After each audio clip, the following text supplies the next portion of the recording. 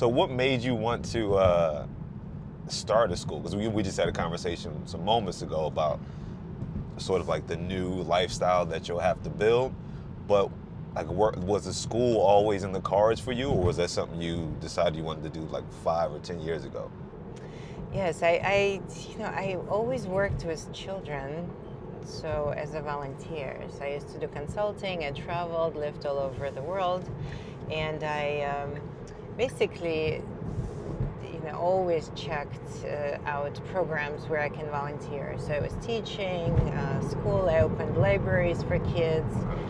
I was in Nepal building some schools, local things, orphanages, children's hospitals, things like that. And when I came to Philly with my son, he was at 10. We returned to the U.S. after we lived abroad for 15 years. And there wasn't really a good school for him. We tried different schools. At the same time, I was ready to do something more meaningful with my career path. And did you say 15 years?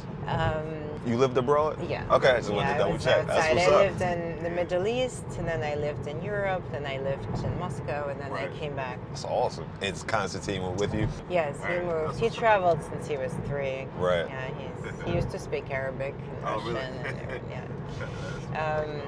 Really? So when we returned, I looked for schools. I couldn't find anything, so we settled, in a school that we thought was meaningful, but the experience was not good. And then I was thinking how I really want to do, to make a change for children locally. I actually interviewed with some of the big companies that are doing work here, nonprofits like UNICEF and others. Okay. They thought I was overqualified because of my, career path in consulting. So I decided to start my own thing, and I thought, the education model was very traditional, wasn't exciting, it was outdated. I looked at programs, they weren't really getting what they needed, so I thought instead of knocking on every door, I just opened my own door. That's the entrepreneurial way. And I started studying the education models. I thought, let's figure out what is an alternative model and what could work best. And I looked into Montessori. I read up and did training. Then I looked at Waldorf models. I looked at different school models. Summerhill, the free schools, all that stuff. A lot of cool things, and I settled on Montessori. It spoke to me. It was a base where I could do entrepreneurship, environmental studies, media work, etc., experiential work. So I thought Montessori fit better to the trends and vision that I had, and I thought let's just create a Montessori school. And the secondary Montessori schools innovate quite a bit, because Maria Montessori left a very prescriptive model for the primary schools, and she wrote some things about the secondary school, some basic concepts, but she didn't give a prescribed curriculum for that as much. So a lot of schools innovate and create, and this is the part that I enjoy. This gives us sort of a way to create what we want. And so it's been an interesting learning opportunity for me. I've worked with some amazing people. I traveled, I met and interviewed many heads of schools, Montessori schools, and we just decided to go for it. And you were right there. I know. That's what I was wondering. Day one, Josh. The first thing we decided was if we're to create a vision, we need to set up digital presence and tell our story. And you were awesome. You came in and you're like, I'll tell your story. And you started taking photos, and we created a site and digital media. And it was beautiful. And you were there as we sort of, came up with new concepts. We lived out of a temporary space, a co-working space for 6 to 9 months. And we actually brought kids there for workshops. We had our first summer camps there. It was fun. Did entrepreneurship, a lot of cool things. And kids loved it too. And so we started doing sort of a proof of concept our first year. So we had a small group of students, was quite an awesome group of parents who were progressive and believed in the model and were supportive, and so we did some really fun things, and slowly people started getting to know us, and more kids joined, and it's been a great experience. And Yeah, it's been fun. It's been a cool ride. Like seeing, a first year, was it 4 or 5 students, something like we that? started with seven, Seven, and then okay. of course we went up and up and up, but it was definitely an interesting dialogue. Yeah, and getting through Department of Education story, licensing. Right, all that stuff. Was that harder than you thought it would be, or? It was tedious. It's not difficult. It's just it requires a big time and resource commitment, which I would prefer to spend time with the students and parents, where there's the administrative side. But we did get all the things and lined up, and licensing certifications and all that stuff. Being a high school is a little more challenging than a primary school, because the teachers have to be certified in every single subject they teach. So And when you got into Montessori, you knew you wanted to do high school, or? I thought middle and high school was a big gap. So Okay. there are a lot of Montessori schools that are primary schools. Right. And one, I wanted to innovate with the curriculum and come up with a program that Primary is what, 1st through 5th, or 5th through 8th? through 6th grade. Okay, gotcha. Yeah, so there's elementary school 1 through 6, and there is the primary, which is the before elementary program. So, Gotcha. and there are quite a few of these. There are 4,000 schools in the U.S. Montessori schools. Yeah. You know how many in Philly, or? So essentially there are about 3 to 4 in our neighborhoods, in Philly and suburb areas, but Just like the area, or in Philly, period? so in Philadelphia there are only schools for younger students. Oh, okay, I got you. Right. And then there are elementary schools that are in New Jersey and Pennsylvania, but they're not in the city. Got you. And we are the middle and high school, so yeah, so there are only about 10 high schools. We should be 11. So there are 11 high schools in America, Montessori schools. So there are fewer secondary schools. They're more challenging, and it's a more challenging group to work with. Quadrate is the best, for the record. All right. But no, Quadrate is dope. I mean, this is the only Montessori school I know, but Yeah. I feel like the school has a certain vibe. Like, it is a Montessori school, but I feel like it's cooler. We innovate a lot. Yeah. Right. Is so the curriculum and everything, like the labs, the travel. Do most Montessori schools incorporate that, or is that like your creativity with your Montessori school? It depends. Some do, some don't. It depends on the school, because there are farm schools that are focused on working on the land, where kids just work and have curriculum around the farm. There are city schools and IB schools, which is an international, academic curriculum. So it depends on the school, but I would say what you see at Quadra, the holistic perspective, is definitely something we created with the team. Okay. So it's a combination of things. And if you had to give a label, you see how you just said a farm school, this school, Quadrate is a what school? Would you say? We're an urban school. Urban, okay. Oh, yeah. We're definitely an urban school. We live in the city. We enjoy the city. The city is our classroom. Right. And we do have a farm, so we go to New Jersey and spend some time on the farm and spend outdoors. We are outdoors every Friday, but we definitely are an urban school, and we embrace everything the city has to offer. We do a lot of, work with the local artists, professionals. And then, so when we first started, we went to I forget the name of the place, but it was a farm. What's Yeah, it was our partner, the Montessori Academy of Delran, is in New Jersey, Delran, New Jersey, and they have an 11-acre farm. It's beautiful, animals, and kids love being there. Did you meet her through like your research before you opened the school? I did, yes. Ellen Fox, who was the founder, was a wonderful, amazing woman. She was one of the first, to open the school in America, and in America. Yeah, Okay. this was over 50 years ago. There weren't many schools, and so her school is quite old, and well established, and she was my mentor for a while Okay. too, kind of when we opened the school. Has she always been in Jersey, or they switched locations? She has always been in Jersey. At that farm? At that Okay, farm. It that was a farm. little farmhouse when she picked it up, and then she grew it into a big school Right, with that's 100 kids, and yes, it's amazing.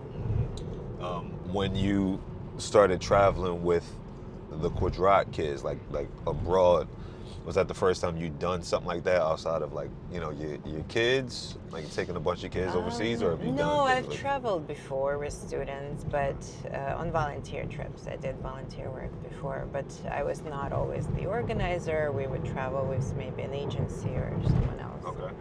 But Jason has been traveling with kids for 12 years or so. And, Right. you know, he's been at it for a while, and he takes kids abroad all the Right. time. So I was comfortable doing that with him and his organization. What's your favorite kind of trip? So, for example, I haven't yet done a trip where I'm like building a house or doing, you know, work, like chilling with the locals, which I want to do. I feel like that's the way I want to travel now. Obviously, I can go and relax, but I actually want to do something in that city or that town, whatever that place.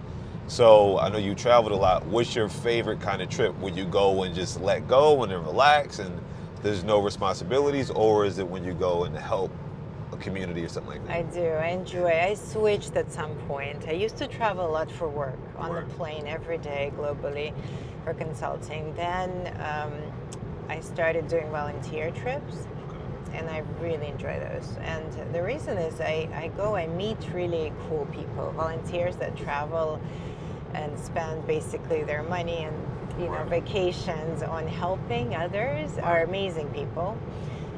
Two, you get to stay with the locals usually, and so you see a completely different culture and completely different, Right. country as opposed to when you travel as a tourist, because staying in a hotel, is very different. So I remember I went to Nepal to build. We were building a school, and I stayed with the local family, and we learned so much with them. They're just amazing. It's cold in Nepal too, right? Or not? It's cold in Nepal, right? Or am I thinking of? No, it varies. They Okay. have very different temperatures because they're very high up in the mountains. Okay. Yeah, that's where the Mount Everest is, the tallest Okay. mountain.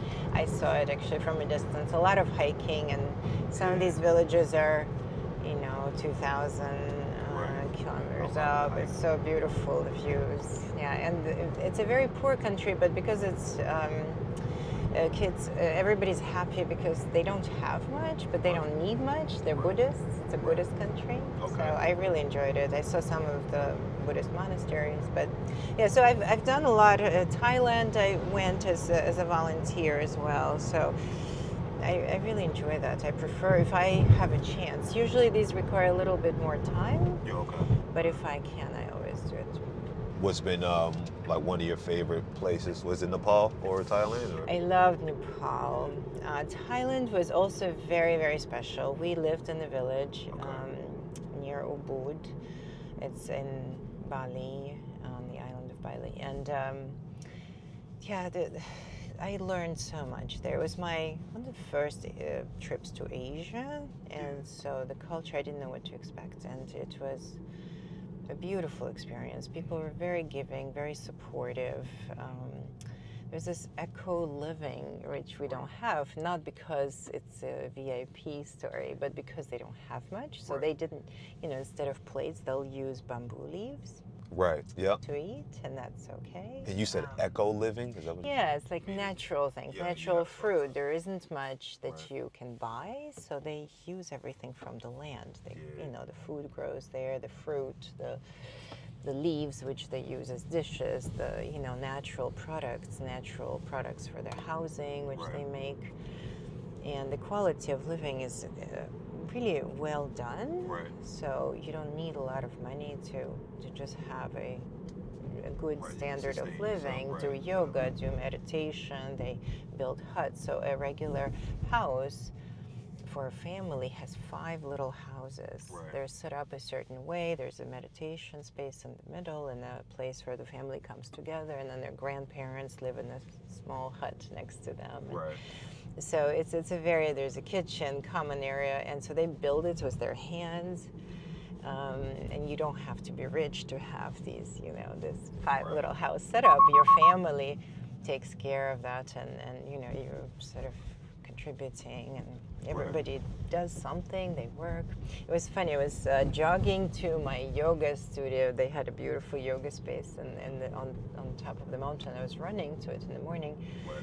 And the locals would look at me and wave and smile, and I knew exactly what they were thinking. Right. They get up at 5 a.m. Right. They have to carry the water up the mountain because the understand water is scarce, things like Right. that. And here I am, my a foreigner jogging, which is a pretty useless activity. If you're working all day, you don't have energy to jog, just to Okay, jog. yeah. So it's a whole different story now. Right.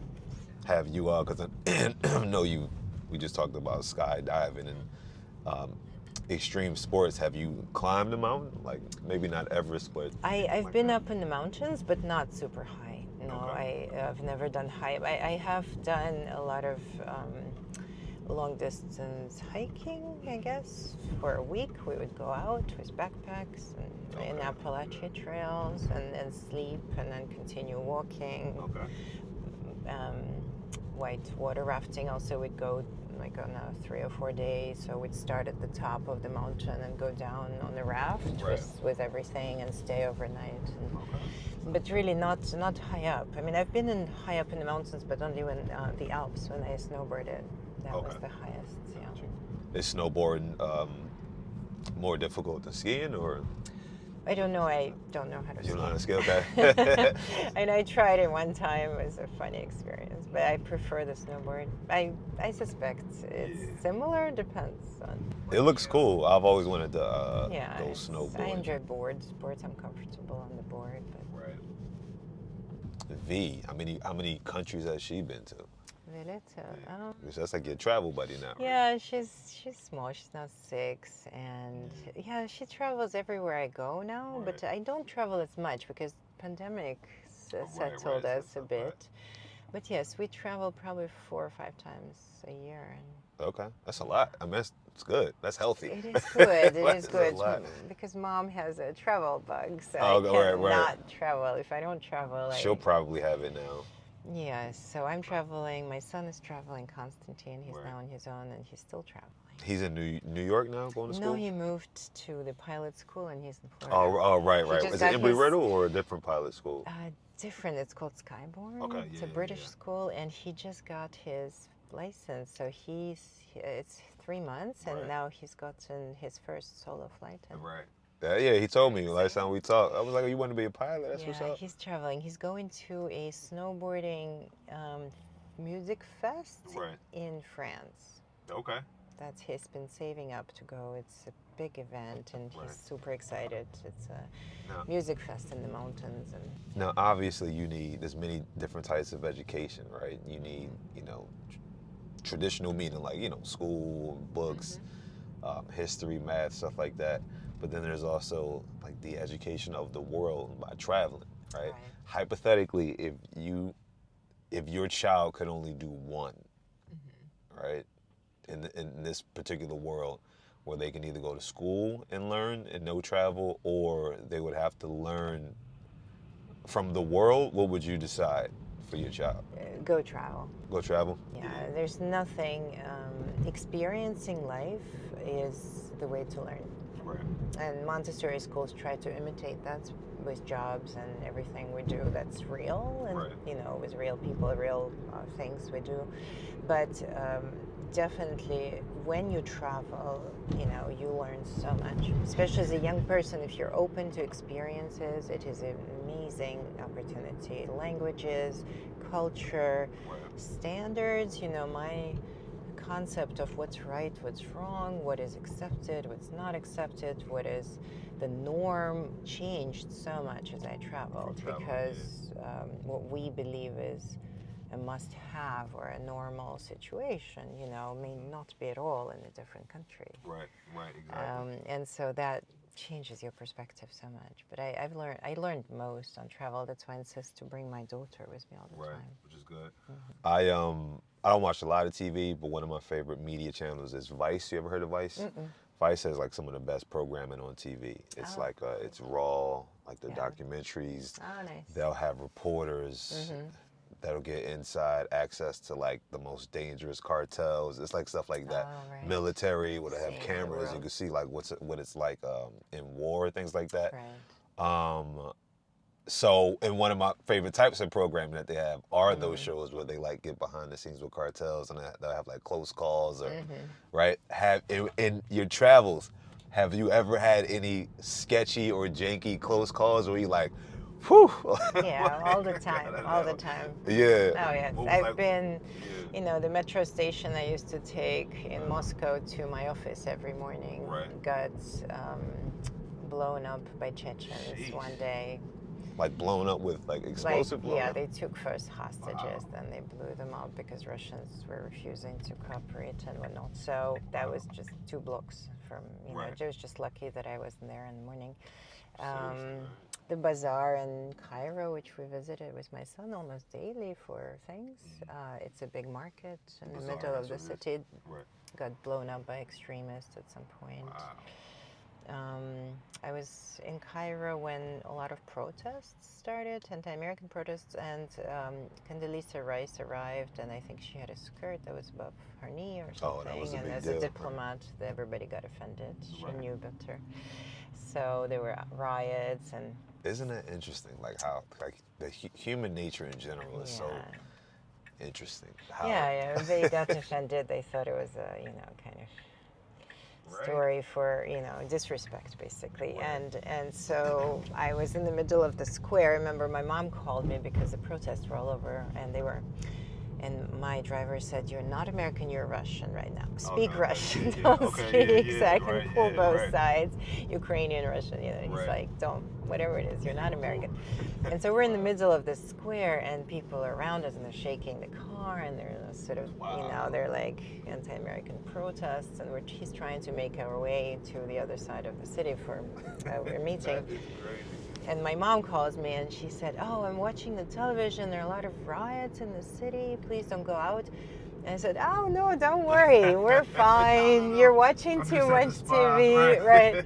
Don't Yeah. watch television. Things are totally fine Like, here." What's that noise in the background? Like, Right, it's just right. the In the TV, meantime, it's our the car TV. has been shaken. It's very funny, but I didn't want her to worry. Right. But we got through it. A lot of, I was in Lebanon, in Beirut, and we had an office there, and there was an anti-Muslim cartoon, I think, that went out. Yeah. That was it was one of the butter companies, Swiss Okay. butter companies, and so the Middle East also went up in riots, and so they blew up the embassy. The Right. extremists. Wow. Really? Yeah. The embassy happened to be on top of our office.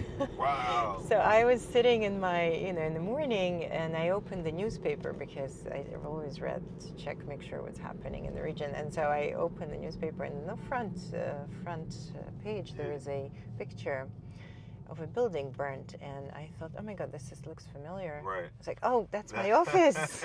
And I was there the night Wow. before.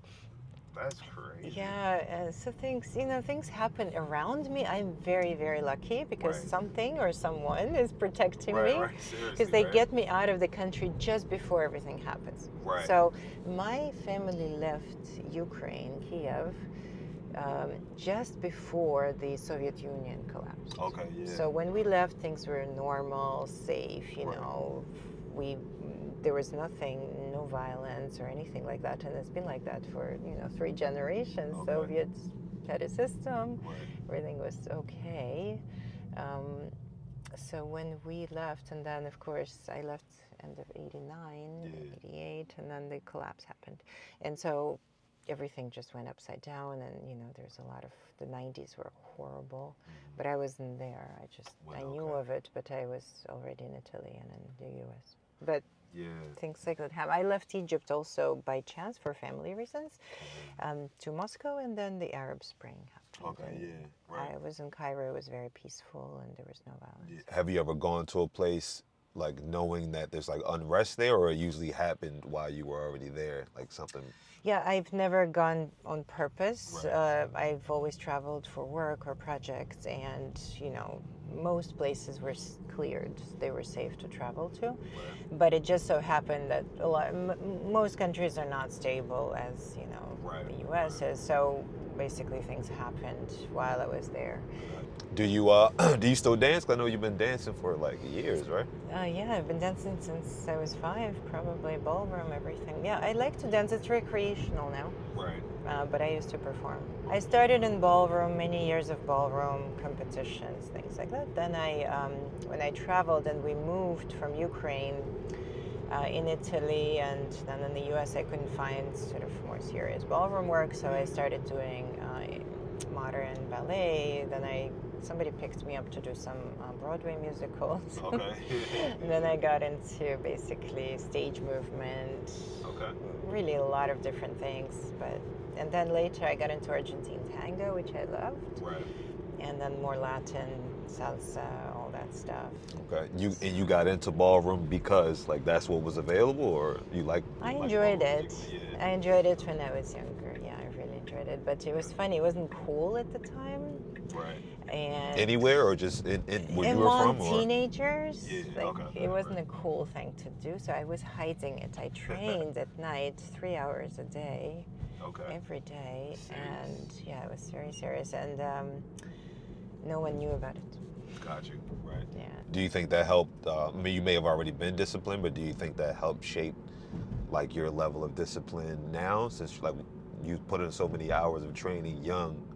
Was that natural? Did you have to learn to be I disciplined? don't know. Things happened, naturally for me. It was never deliberate. Okay. I went for a class. I enjoyed it. I practiced, and then there was a gentleman who was looking for people for competitions. Okay. He picked me up and he said, "If you train seriously, we can, start competing for Ukraine." So that's what we did.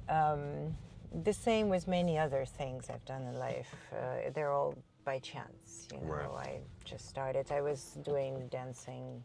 I got into theater that way as well in America, and I performed for like 15 years. Okay. I was I was in a dance class, and somebody came in. They saw me, and they're like, "Okay, well, do you want to do a Broadway show?" Right.